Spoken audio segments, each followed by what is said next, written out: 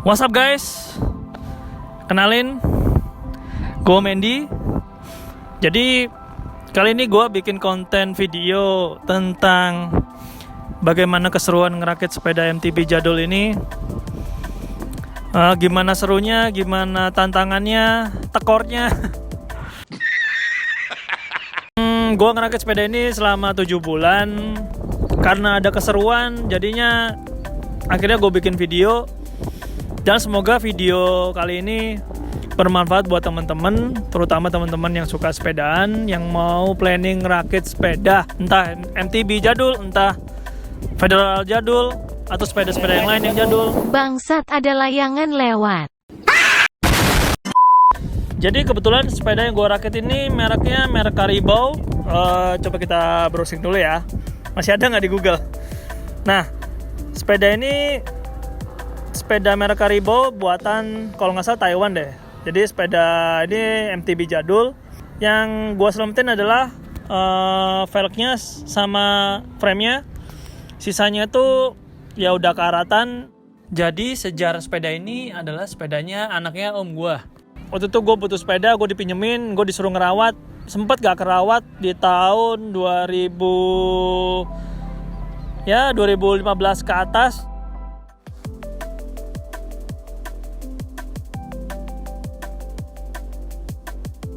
Jadi di proses awal ini ya pasti terutama frame-nya yang pasti dibongkar total. Terus gue bersihin pakai 4WD, semuanya bersih.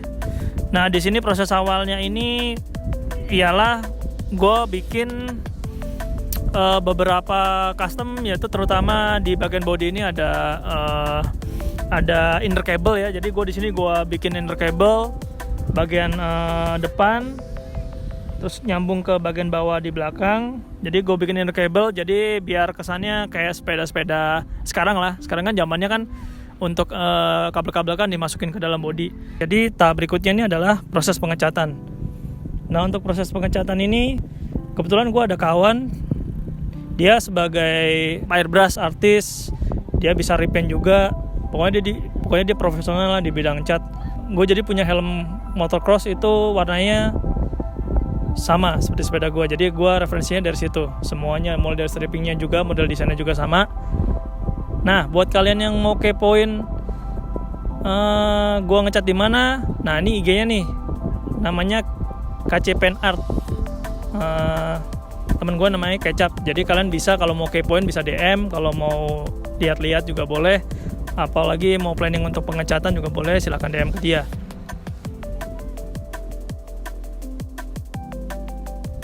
Oke, next. Jadi part yang pertama kali gue beli itu adalah di sini tuh part shock breaker. Gue beli merek Meroka dengan tipe MT100. Dia panjangnya 190 mm. Terus speknya itu 1000 lbs, model tertutup. Nah, jadi kondisi sepeda Caribou ini sebelumnya udah model full sus ya. Full sus itu jadi suspensinya ada 2, depan tengah. Nah, sebelumnya ini adalah bawaan dari si sepeda Caribou ini, dia modelnya untuk shocknya tuh spring biasa. Jadi springnya terbuka, terus panjangnya itu 165. Nah, di sini gue panjangin. Kenapa gue panjangin? Karena satu, biar kekuatannya lebih kuat. Yang kedua, biar dimensinya tuh lebih panjang. Jadi biar kelihatan sepeda ini agak panjang dan besar ya. Karena kalau gue lihat perhatiin ini, sepeda ini tergolong medium, jadi kayaknya range umurnya tuh remaja ke atas deh. Jadi kelihatan kecil naik sepeda ini gitu. Nah, berikutnya adalah part head tube. Part head tube ini gue bagian headsetnya tuh gue pakai merek ZTTO. ZTTO ini ukurannya udah oversize, ukurannya 34-34S. Nah, di sini nih gue ada kendala. Jadi buat teman-teman juga mungkin diperhatiin kalau misalkan mau ngerakit sepeda MTB jadul, coba diukur ulang gitu kan. Kalau misalkan kendala kayak gue nih agak lumayan pusing ya. Jadi di sini akhirnya gue cari tahu lah gimana caranya itu kan, solusinya gimana. Ternyata ada 2 solusi nih. Yang pertama, itu ada yang ngejual barnya, bar headtopnya. Ada yang udah ukuran oversize, ada yang ukuran tempered. Cuman PR-nya adalah kita harus ngelas nih. Jadi ini dibongkar ulang, dicopot, dilas ulang. Lasnya kan juga harus las platina, kalau nggak las karbit juga. Jadi biar mulus. Udah gitu setelah dilas kan pasti PR-nya lagi kita harus repaint ulang kan. Nah, yang solusi kedua nih yang lumayan oke menurut gue. Jadi gue nemuin ada adapternya. Jadi adapternya ini dijual di all shop juga. Dia modelnya kayak model ring gitu, tapi dia tebel buat bagian atas sama bawah. Dan ukurannya ada yang oversize, ada yang tempered. Nah di sini ini solusinya. Jadi kalau misalkan ternyata ukurannya headsetnya tuh nggak masuk, ditambahin adapter itu. Cuman nggak enaknya atau kurang bagusnya adalah dia ada sedikit tonjolan di atas bawah gitu kan. Nah di sini tergantung sih. Kalau misalkan gua sih go finishing, jadi biar satu nada nih sama frame-nya. Jadi gue cat ulang karena base-nya itu warnanya itu warna besi, warna chrome. Oke, next. Jadi di sini untuk fog gue pakai merek Santur tipe XCT ukuran 27,5 dengan travel 100. Kenapa gue ambil merek ini? Karena ya menurut gue harganya nggak tergolong mahal, terus punya fitur lock juga, terus modelnya juga bagus. Kayaknya kalau buat ngerakit untuk ya bisa dibilang basic rakit kayaknya udah cukup sih pakai ini gitu. Nah terus lanjut di sini gue beli hub juga. Hubnya itu merek Oxo. Jadi di sini tuh Oxo ini udah full bearing. Terus warnanya gue ambil warna merah chrome. Kebetulan ukuran ban gue ini 26 plus untuk jari-jarinya itu ada 36. Mungkin keunggulannya selain harganya nggak terlalu mahal untuk Oxo ini, sama ya minimal maksimal lah, jangkrik bos. Jadi tadi udah bagian fog itu gue pakai Santur XCT, terus bagian hub ini gue pilih pakai Oxo. Langsung untuk biar ketahuan nih velgnya seperti apa, jadi gue langsung ke tukang sepeda. Nah, kok tukang sepeda? Maksudnya toko sepeda terdekat untuk masang jari-jari. Dan ternyata ada yang kurang sesuai sih. Gue pilihnya tuh yang full black tadinya untuk jari-jarinya. Cuman di sini dikasihnya untuk nipelnya tuh yang chrome. Ya tapi nggak apa-apa lah. Nah BB-nya kalau istilah di persepedaan tuh BB, tapi kalau kepanjangan tuh bottom bracket. Dan sekarang itu udah ada teknologi baru, sistem Helotech 2. Jadi dia udah pakai bearing. Nah di sini gue untuk BB-nya gue pakai merek Meroka. Oke, next. Jadi part berikutnya untuk stem, terus untuk stangnya sama seat postnya. Jadi untuk stemnya di sini gue pakai merek MXL, sama bullbarnya, stangnya juga gue pakai merek yang sama. Kebetulan ini gue dapet di Ion Bike daerah Sentul kalau nggak salah waktu itu. Pada saat gue memang pengen sepeda, gue coba hunting sepeda dulu, harga sepeda berapa.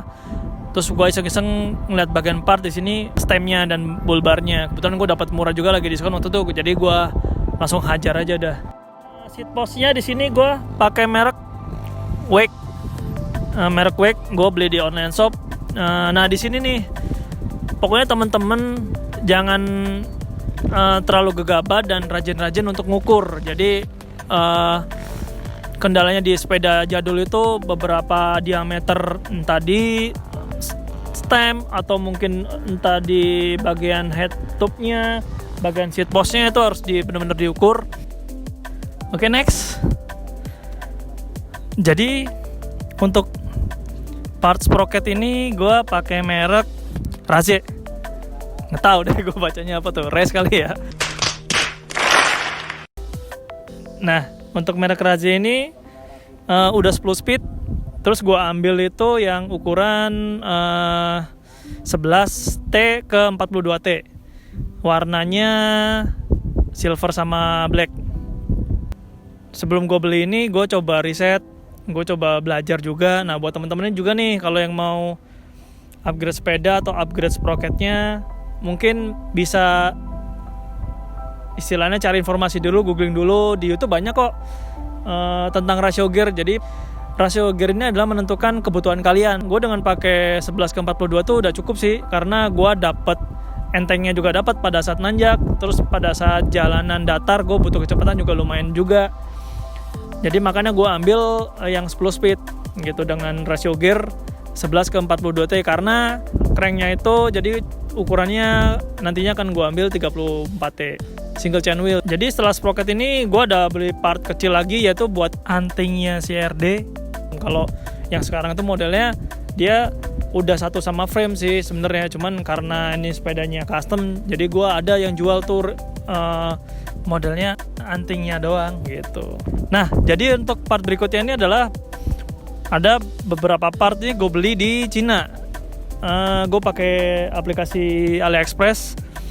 Ya kenapa gue beli di AliExpress ini? Ya gue iseng sih, searching. Ternyata selain harganya lebih murah tuh, jadi bentuk desain-desainnya tuh bagus-bagus gitu. Oke, jadi gue beli apa aja. Jadi di sini tuh gue ambil yang pertama itu rem merek ZTTO hidrolik loh ya, 2 pasang, harganya cuma 500-an. Menurut gue sih tergolong murah ya, udah 2 pasang, tinggal pasang lagi udah komplit semuanya. Jadi untuk rem hidroliknya aku pilih merek Zito. Lalu ada berikutnya itu part berikutnya adalah cranknya tuh gue pakai merek Cina nih, merek Zeroing. Dari desainnya udah bagus, terus udah kelihatan kokoh. Gue pakai ukuran cranknya itu 34T. Menurut gue bagus ya, dengan harga segitu desainnya udah bagus. Lalu part berikutnya tuh adalah handle ini merek Diamond. Nah ini nih desainnya tuh warnanya tuh artistik banget, makanya gue pilih. Jadi kayak warna-warna tinta gitulah, tinta kecampur gitulah. Gue ambil yang warna merah. Lalu part selanjutnya adalah saddle ini gue ambil merek Enle dengan desain yang menurut gue lumayan bagus nih. Jarang-jarang nih nemuin desain yang model ada kayak ilustrasi gini. Jadi memang sih AliExpress tuh the best. Nah, di tahap akhir ini jadi ada beberapa part nih yang menurut gua part penting ya. Jadi makanya di tahap akhir. Jadi di sini ada part RD, operasi gear belakang itu RD. Terus ada satu lagi itu shifternya. Lalu sama bannya, sama rantai. Nah, untuk part ini jadi gue nggak beli online, jadi gue langsung ke toko, yaitu kebetulan gue tinggalnya di Bojonggede, jadi gue beralih ke Rodaling Cibinong. Nah, ini gue udah sampai di Rodaling Cibinong. Nah, di sini part yang gue beli adalah RD-nya merek Shimano dengan tipe Deore 5120 SGS 10 speed. Terus gue beli juga bagian shifternya pakai Shimano juga, Deore yang tipe M400. Terus untuk rantainya gue pakai bawaan dari Polygon. Nah, untuk bannya gue pakai Kenda standar dari Rodalingnya.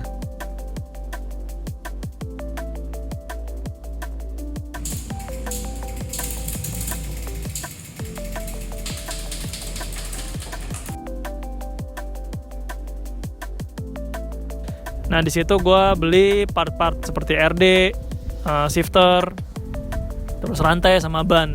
Gue takut sih karena kan banyak yang RD ini kan yang imitasinya ya, alias palsunya banyak. Jadi gue daripada kecewa, mendingan gue langsung ke tokonya aja.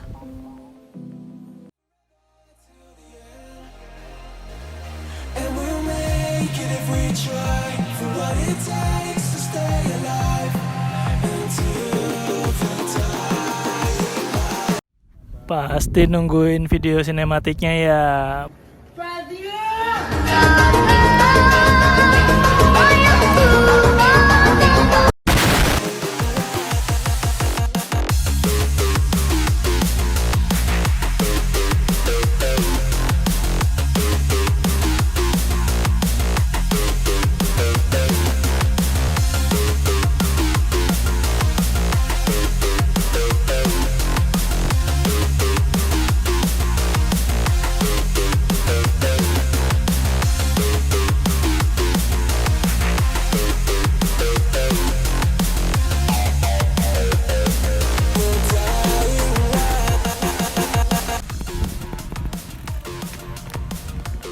Nah, kira-kira begitu teman-teman. Untuk proses perakitan sepeda ini, jujur gue puas sih sama hasilnya. Untuk detail part-partnya akan gue tulis di deskripsi ya, nantinya di deskripsi video ini. Gue disclaimer sedikit, jadi gue di sini bukan siapa-siapa, gue bukan atlet sepeda, gue bukan ahli sepeda. Jadi gue cuman berbagi cerita tentang perakitan sepeda ini, siapa tahu bisa bermanfaat buat kalian. Jadi kalau misalkan ada kata-kata gue yang salah atau misalkan penjelasan gue yang kurang pas gitu, bisa tulis di kolom komentar. Nah, kira-kira next gue bakal bikin video apa ya? Thank you yang udah menonton, sampai ketemu di video berikutnya.